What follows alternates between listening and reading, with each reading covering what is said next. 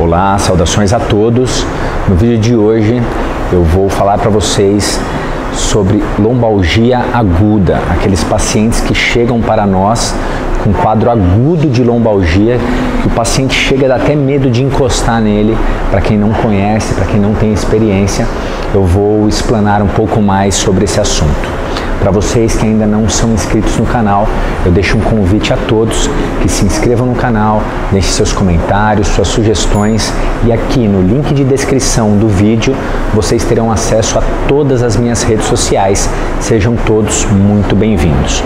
Bem, então hoje a gente vai falar daqueles pacientes com quadro de lombalgia aguda, ou seja, aqueles pacientes que chegam pra gente com a coluna travada, tá?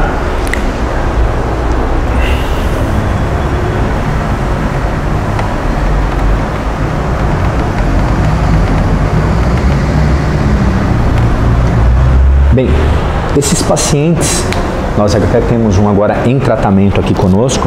Esses pacientes, em geral, são pacientes que já tiveram outros episódios, então eles relatam geralmente na história deles quadros antigos onde eles tiveram, enfim, episódios de dor na coluna ou até pequenos travamentos na coluna.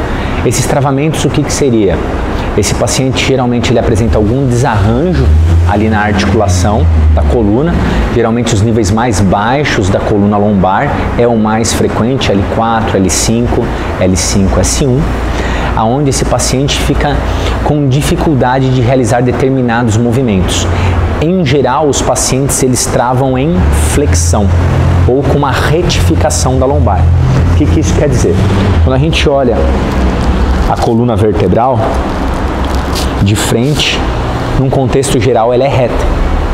Desvios nesse plano, que nós chamamos de plano frontal, nós chamamos de escoliose, que não tem nada a ver com o assunto de hoje. Porém, quando olhamos essa coluna de lado em perfil, essa coluna forma um S, as quais compõem as curvaturas fisiológicas da coluna, ou seja, lordose cervical, a curvinha para dentro, cifose torácica, curvinha para trás, e lordose lombar. E, por fim, a cifose sacral. Esses pacientes que geralmente apresentam travamento da coluna lombar, a coluna trava na posição de flexão, ou seja, eles têm inversão de curva, ela se encontra cifosada ou então retificada, ele perde a curva. Por quê? Geralmente eu tenho algo aqui que está impedindo esse paciente de estender a sua coluna. Então esse paciente é aquele que chega aqui para mim ou caminhando, pode ir um pouquinho mais longe, ou caminhando dessa maneira. A gente tem um portãozinho que tem que passar o pé por cima aqui dele. O paciente tem até dificuldades, a gente tem que abrir o portão para esse paciente passar. Ou então ele vem travado desse jeito aqui, ó. Coluna travada. Você pede para ele sentar, ele senta que nem um robozinho. Ele levanta, parece que está todo enrijecido, engessado. E na grande maioria desses pacientes, como aconteceu com o paciente atual, ele chega aqui com uma cinta lombar, uma cinta abdominal, para segurar, para ele se sentir mais seguro. Mas isso é um erro. A gente não trava a articulação. Pelo contrário, a gente precisa devolver o movimento para ela. É o que aconteceu com o nosso paciente que está em tratamento agora aqui conosco. Enfim, dificilmente o paciente trava em extensão. Eu particularmente nunca vi na minha vida, tá? Mas pode acontecer também um desarranjo anterior travando esse paciente. Pois bem, para lombalgia aguda nós chamamos então esses pacientes num quadro de dor química. Esses pacientes ele apresentam então um quadro de dor química, que é a dor inflamatória,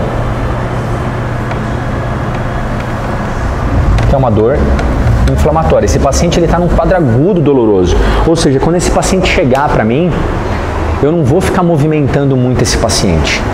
Eu não vou ficar pedindo muitos testes para ele, porque ele já está num quadro agudo. Na minha anamnese, eu tenho que fazer uma anamnese rápida. Às vezes o paciente não vai nem se sentar na minha mesa para a gente poder conversar.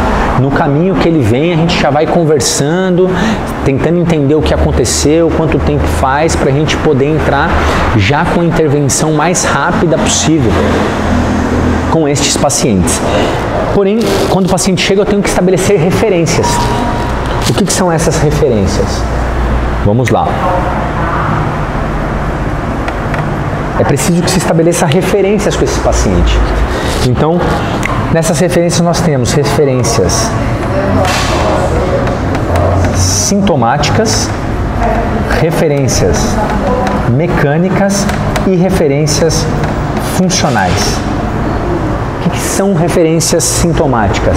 Qual a área de sintoma do meu paciente? Então, por exemplo, o paciente chegou para mim, eu tenho que saber o que o senhor está sentindo. É dor? Aonde que é essa dor?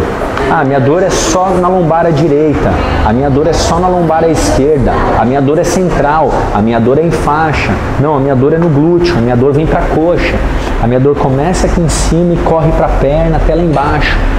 Então eu preciso saber as referências sintomáticas. Por quê? As referências sintomáticas vão me dar origem, vão me dar a referência de onde pode estar vindo, qual a origem dessa dor do meu paciente. Então, se eu tenho uma dor somática de tecidos musculoesqueléticos, no qual nós chamamos de ligamentos, disco intervertebral, faceta articular, cápsula articular, essas são as dores somáticas, músculo, tudo isso pode causar dor para o nosso paciente. Ou não, ou a dor do meu paciente ela tem uma origem neural, é uma compressão de raiz nervosa. Então, o primeiro ponto é identificar se essa dor é somática ou se ela é radicular. Em geral, as dores radiculares, elas cruzam o joelho para baixo, tá? Elas passam do joelho para baixo. Esses pacientes geralmente têm sintomas relacionados à parestesia. O que é isso? Dormência, choque elétrico, formigamento, isso são sintomas de parestesia. Isso está ligado a nervo. Ou sintomas superficiais, ou como uma dor mais superficial no nível da pele, no nível de dermátomo, ele descreve bem aquela dor. É uma dor bem delimitada, bem definida. Geralmente essas são as dores radiculares, onde o paciente também pode apresentar perda de força no meu exame físico, ou seja, ele já começa a ter um déficit aí, muitos pacientes com déficit de dorsiflexão, onde o paciente, filma aqui, tá? O paciente para andar ele tem que usar mais flexão de joelho, porque se ele não usar, ele raspa o pé no chão. O paciente já teve então um comprometimento motor, né? Comprometimento então da força muscular, e assim como pacientes que apresentam alteração dos reflexos, então uma hiporreflexia ou arreflexia. Por exemplo, num teste de tendão patelar, quando eu faço a percussão, ele apresenta nada de teste ou uma hiporreflexia, uma diminuição do reflexo, tá? Então as referências sintomáticas, elas são importantes para quê? Para eu saber se essa dor é somática, tecidos musculoesqueléticos, ou se essa dor é radicular. Ela vem pela compressão de alguma raiz nervosa dessa coluna, ok? Então, se o paciente chegou, isso vai me dar uma referência também, que depois que eu tratar o meu paciente, se ele está melhorando ou não, né? Chegou com uma dor aqui, irradiando até a perna, quando ele saiu a dor está mais localizada, teve uma melhora do quadro do paciente, essa dor centralizou mais. Pois bem, eu preciso de referências mecânicas. O que são as referências mecânicas? As referências mecânicas são os movimentos da coluna vertebral. É claro que o paciente que está travado, eu não vou ficar pedindo para ele, ó, curva para frente, curva para trás. Então eu vou avaliar o quê? Os movimentos fisiológicos da coluna. Se eu for pensar numa coluna lombar, os movimentos que eu vou testar é flexão, anterior de tronco, a extensão e geralmente os desvios. Desvio lateral direito, que a gente chama de shift lateral, que o paciente pode chegar para a gente com shift lateral, quando o desarranjo é muito grande, tá? Ou um shift lateral esquerdo. Tudo bem? São esses os movimentos que eu testo com ele. Não num quadro, geralmente, que esse paciente se encontra agudo, onde já está claro para mim a deformidade temporária que ele chegou aqui na sua avaliação inicial. Então eu tenho que tomar uma conduta rápida, mas as referências mecânicas também são importantes, porque depois eu vou ver como que esses movimentos vão se comportar após o meu tratamento. No caso do paciente travado, é só melhorar o padrão dele. O que a gente tem aqui hoje, ele andava, conforme eu falei para vocês, ele tinha dificuldade de apoiar a perna esquerda, então ele dava uma pisada rápida e já entrava com a direita, dava um apoio rápido e já entrava com a direita, tá? E referências funcionais, enfim, olha, eu não estou conseguindo sentar, ficar sentado muito tempo, eu não estou conseguindo ficar em pé muito tempo, eu não estou conseguindo andar, eu não estou conseguindo ficar deitado, eu não estou conseguindo dirigir o meu carro. Essas são referências funcionais, atividades do dia a dia que ele faz, que ele não está conseguindo fazer. Ou seja, aqui eu estabeleci parâmetros iniciais para eu começar uma abordagem com o meu paciente. Pois bem, em geral esses pacientes, lembra que eu falei que eles apresentam uma inversão de curva ou uma retificação, que ele está travado aqui. Aquele paciente, quando vai sentar, ele senta aqui assim, ó, desse jeito. Ele não consegue relaxar, porque se ele relaxar, a coluna dele vai doer demais. A coluna dele está retificada, ou então até com uma deformidade temporária lá em flexão. E para ele levantar, ele vai desse jeito assim também. Tá? Esses são os pacientes que se apresentam, então, com um quadro de lombalgia aguda, um quadro de dor química, dor inflamatória, pacientes com travamento. Pois bem, o paciente chegou na minha clínica. O que eu vou fazer? Primeira posição, eu tenho que devolver essa curva fisiológica para ele. Realmente eu vou pedir para esse paciente, com todo o cuidado do mundo, deitar-se de barriga para baixo. Então o que eu faço? Geralmente eu ponho muitos travesseiros aqui, 2, 3 travesseiros, e peço para ele deitar de barriga para baixo. A cabeça dele estaria ali e ele deita mais ou menos com a pelve aqui, terá as pernas, né? Desta forma. Por quê? Eu colocando ela nessa posição, eu vou ter uma posição que o paciente está deitado, relaxado, e eu tenho a ação da gravidade influenciando para eu tentar, para manter ele naquela posição que ele chegou para mim, de uma forma mais relaxada, sem aquela carga axial, que seria aquela carga enfim, aquela carga da gravidade sobre o tronco, ok? E nessa posição eu vou monitorando, eu vou sentar aqui do lado do meu paciente. Depois que eu conseguir posicionar ele aqui, e aqui talvez nessa posição com ele deitadinho, acomodou, a dor dele está do mesmo jeito, eu vou começar a colher informações dele. Agora sim, eu posso começar a completar aquela minha anamnese que eu não fiz inicialmente. E aqui eu vou precisar do fator tempo. Não adianta eu ser rápido com ele, ter pressa. Vou aqui sentar aqui, vou pegar o meu prontuário e vou começar a colher mais informações, e sempre colhendo como é que está o comportamento desses sintomas. A dor onde é que está? Ah, a dor ainda está lá embaixo, lá, ó. Tá, vou conversando com ele, se ela mudar, você me fala. Ah, a dor agora ela subiu, ela está mais na região da coxa. Ok, está mais confortável a posição? Tá. Então eu vou lá e tiro com todo o cuidado do mundo mais um travesseiro. Então com isso, o que a coluna já fez? Ela já começou a estender um pouquinho mais. Ok? Eu preciso desbloquear esse paciente. E continuo lá conversando com ele. Vou colhendo mais informações, vou vendo como é que está a dor, monitorando. Olha, parece que está aliviando. Se ela não tiver, eu mantenho ele lá. Por isso que o fator tempo é imprescindível para esses pacientes. A dor começou a aliviar e tudo mais, eu posso tirar esse travesseiro que é mais alto e entrar com esse que é um pouquinho mais baixo. Então eu vou jogando com as minhas estratégias. Isso aqui, esse mais baixinho, já vai me dar um pouquinho mais de curva para a coluna. Então repara que com o passar do tempo, eu começo a trabalhar em cima daquela deformidade temporária que ele entrou, aquele travamento. Aliviando, aliviando, eu tiro o último travesseiro. Pode ser que isso não seja possível na mesma sessão, é muito provável, tá? Porque ele sem o travesseiro, ó, já deu a curva fisiológica, só dele se manter deitado. Se eu não conseguir fazer isso, eu vou orientar isso para ele fazer em casa. E esse vai ser o tratamento do meu dia, eu não vou fazer nada além disso. Eu vou passar orientação para ele de repouso funcional. O que é isso? Eu quero ele deitado numa cama? Jamais.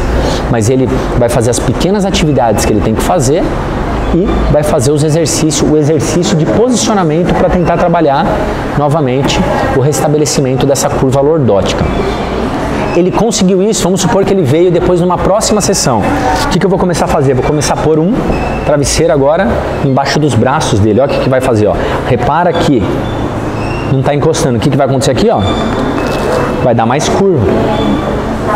Isso já vai trabalhar mais curva na lombar dele. Então eu começo a trabalhar novamente a restabelecer então a curva lordótica do meu paciente.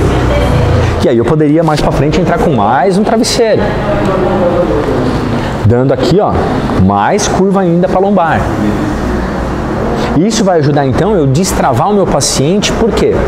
Lembra que eu falei que uma das maiores dificuldades dele é quando ele está na posição sentada para ele levantar? Por quê? Quando eu sento, a tendência da minha pelve é fazer esse tilt posterior, rodar posteriormente.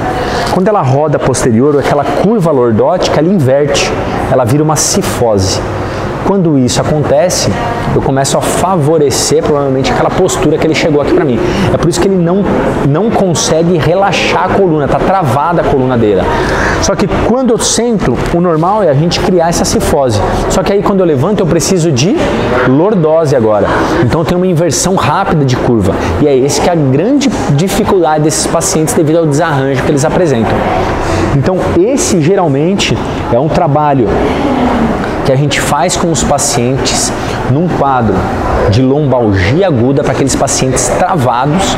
É claro que quando você pegar o seu paciente, você vai ver que não é tão prático quanto eu fiz aqui. A gente que já tem um pouco mais de experiência, um pouco mais de anos aí de trabalho, mais praticamente 20 anos está atendendo pacientes, a gente já tem um pouquinho mais, já consegue fazer uma leitura mais rápida dos sinais e sintomas e a conduta mais adequada para ele.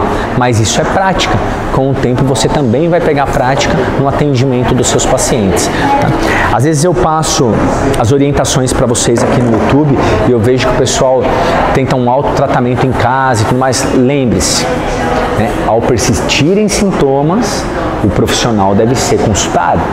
Tá? Ou seja, ele tem que ter toda uma ciência por trás do que está sendo feito. Então tem que se entender muito bem de anatomia, biomecânica, fisiopatologia do problema em questão que o paciente chegou para a gente, para eu estabelecer uma conduta adequada para esse paciente. Então, nunca se esqueçam disso.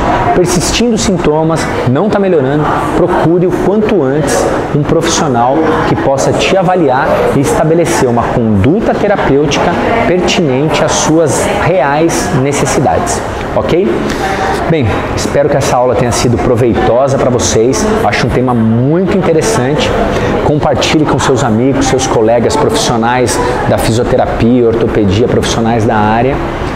E não deixem de se inscrever aqui no canal, tocar o sininho, assim todos os vídeos quando forem ao ar vocês não perderão nada em tempo real, assim como no link de descrição desse vídeo vocês terão acesso a todas as minhas redes sociais. Sejam todos muito bem-vindos. Um forte abraço e saúde a todos.